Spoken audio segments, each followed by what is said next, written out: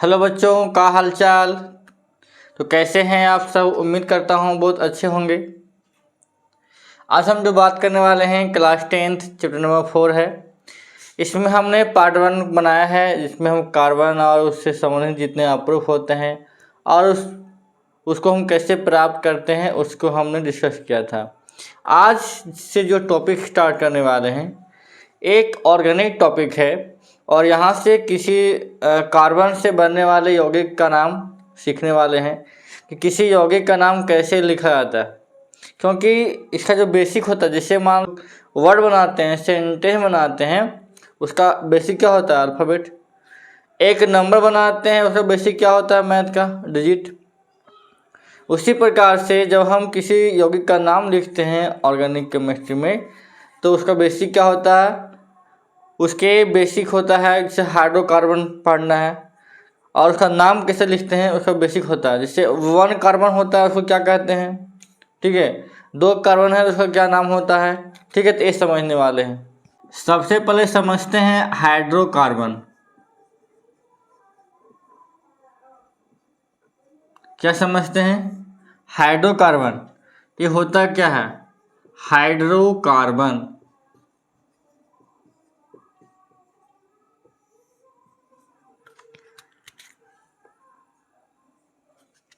Hydrocarbon 2 शब्दों से मिलकर बना है।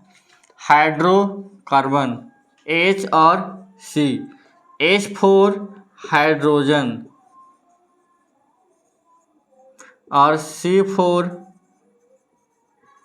कार्बन। हाइड्रोजन और कार्बन से मिलकर बना है हाइड्रोकार्बन, ठीक है। मतलब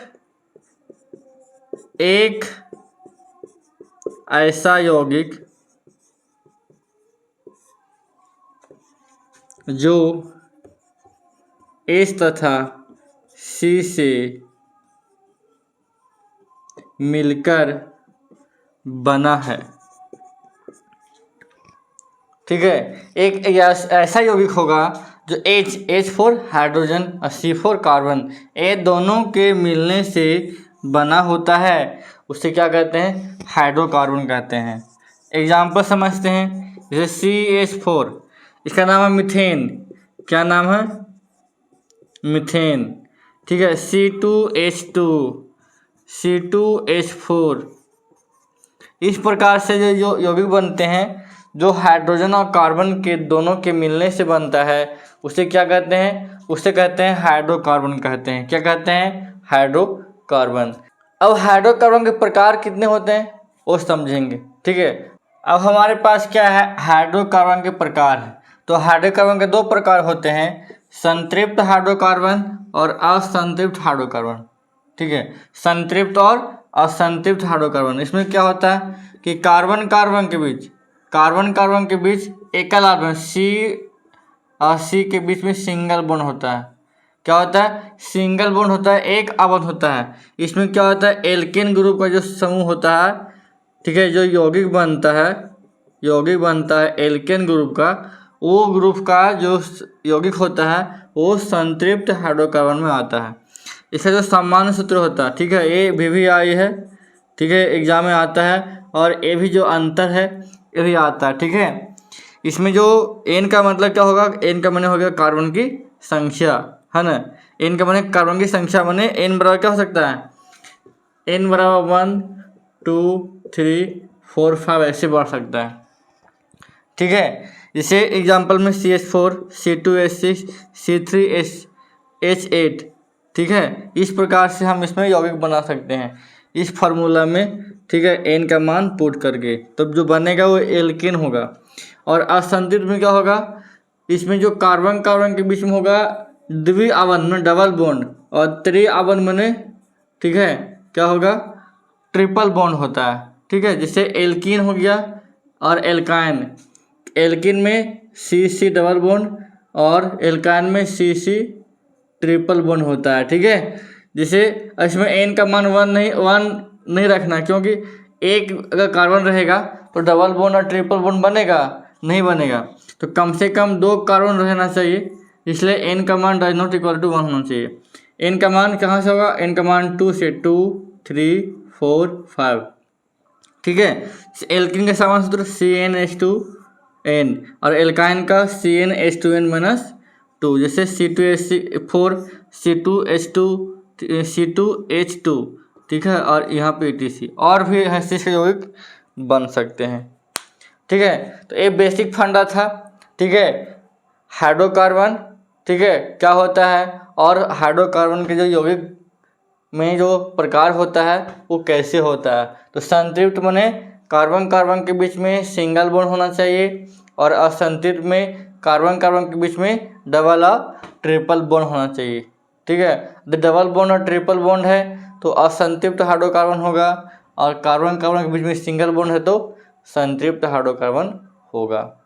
यदि हाइड्रोकार्बन यौगिक का नाम लिखना है, ठीक है, तो आपको है सो ये जो बताए हैं इसको एकदम याद कर लेना है। ठीक है, यदि याद नहीं होगा तो हाइड्रोकार्बन का जो नाम होगा, एल्केन एल्किन और एल्काइन का नाम, वो आप कभी नहीं सीख पाओगे। इसीलिए आपको जो हम बता रहे हैं ये दिमाग में रखना है। यदि कार्बन की संख्या यदि C का जो मान है यदि 1 होगा तो क्या लगाएंगे, उसके लिए एक कार्बन के लिए मेथ लगाएंगे, मेथ या मिथ लगाएंगे। ठीक है, यदि कार्बन की संख्या 2 होगा तो इथ लगाएंगे, कार्बन की संख्या 3 होगा तो प्रोप लगाएंगे, कार्बन की संख्या 4 होगा तो ब्यूट लगाएंगे, कार्बन की संख्या 5 होगा तो पेंट लगाएंगे, 6 होगा तो हेक्स लगाएंगे, 7 होगा तो हेप्ट, 8 होगा तो ऑक्ट लगाएंगे, 9 होगा तो नॉन लगाएंगे। ठीक है, और 10 होगा तो डेक लगाएंगे। तो ये आपको दिमाग में होना चाहिए क्योंकि इसके बिना आप नाम नहीं लिख पाओगे। This is the first step for nomenclature. नाम लिखने का ये पहला स्टेप है। चलिए आगे समझेंगे एल्केन का नाम कैसे लिखते हैं, देन समझेंगे एल्किन का नाम कैसे लिखते हैं, देन समझेंगे एल्काइन का नाम कैसे लिखते हैं। ठीक है, अब आगे समझते हैं सबसे पहला जो हमारा है एल्किन समूह का नाम कैसे लिखते हैं। तो सबसे पहले जो एल्किन समूह का जो नाम लिखने के लिए सूत्र क्या है, सूत्र आपको दिमाग में होना चाहिए, माइंड में चलना चाहिए कि जब एल्केन का जब नाम लिखते हैं तो CnH2n+2 होता है, जहाँ पे n का मतलब 1 2 3 4 होता है। ये आपके दिमाग में चलना चाहिए। ठीक है, नहीं तो फिर नहीं बनेगा। अब जैसे इसका तरीका क्या है कि अल प्लस n बोलते हैं इसको, n जहाँ जहाँ लगल रहेगा समझना कि एल्केन समूह का ग्रुप है। माने एल्केन समूह का मतलब है कि आपका कार्बन कार्बन के बीच में सिंगल बॉन्ड होगा, कार्बन कार्बन के बीच में कितना होगा, सिंगल बॉन्ड होगा। ठीक है, यदि हम मान ले यदि कार्बन का मान 1 लेते हैं, कार्बन का मान 1, इसमें पुट करो तो C1H2 × 1 + 2 तो CH4 क्या बना, CH4। इसका नाम क्या लिखाएगा, तो एक कार्बन है उसको बोलते हैं मेथ, क्या बोलते हैं, मेथ। प्लस में लास्ट में क्या लगाना है, N लगाना है, N। तो क्या बन, दोनों मिला क्या बन जाएगा, मीथेन। क्या बन जाएगा, मीथेन बन जाएगा। समझ में इसका यूज किए हैं। यहाँ पे देखो ये हमारा लगा है अल माने क्या, अल माने कार्बन संख्या 1 है तो 1 का माने क्या लिखते हैं, एक को बोलते हैं मेथ, प्लस में N लगाना, N दोनों जोड़ दो तो क्या बन गया, मीथेन। मतलब इसका नाम क्या बना, मीथेन बना। कार्बन संख्या 2 है मतलब सूत्र क्या बनेगा इसका, C2H 2 दूनी 4 2 6। ये नाम इसका सूत्र बन गया। इसका नाम यदि लिखना होगा कैसे बन लिखेगा नाम, इसका नाम लिखाएगा, 2 कार्बन है तो 8 प्लस में N लगाना है साथ में, जोड़ दो इथेन। क्या हो जाएगा, इथेन। कार्बन संख्या 3 है तो 3 के लिए क्या होगा, C3H 3 दूनी 6 2 8। तो सूत्र बन गया। नाम क्या होगा, तो 3 कार्बन के लिए क्या बोलते हैं, प्रोप। और प्लस में N लगाना है तो क्या बन जाएगा, प्रोपेन। क्या बन जाएगा, प्रोपेन। कार्बन 4 है तो C4, तो 4 दूनी 8 2 10 H10 इसका सूत्र बन गया। इसका नाम क्या होगा? C4 है तो ब्यूट होता है, ब्यूट प्लस N लगाना है लास्ट में, तो क्या बन जाएगा? इसका नाम बन जाएगा ब्यूटेन। क्या बन जाएगा? ब्यूटेन बन जाएगा। ये हो गया सूत्र और नाम, कि सूत्र कैसे बनेगा, उसका नाम क्या होगा। ठीक है, इस प्रकार से आप इसे ऐसे 5 6 7 8 9 10 तक आप इसको लिख सकते हैं। अब स्ट्रक्चर आते हैं, तो स्ट्रक्चर में सबसे पहले CH4 का स्ट्रक्चर कैसे बनेगा? तो कितना कार्बन है? एक कार्बन है। अब दिमाग में रखना है कि एक कार्बन है तो उसका वैलेंसी कितना होता है? 4। क्या होता है? 4।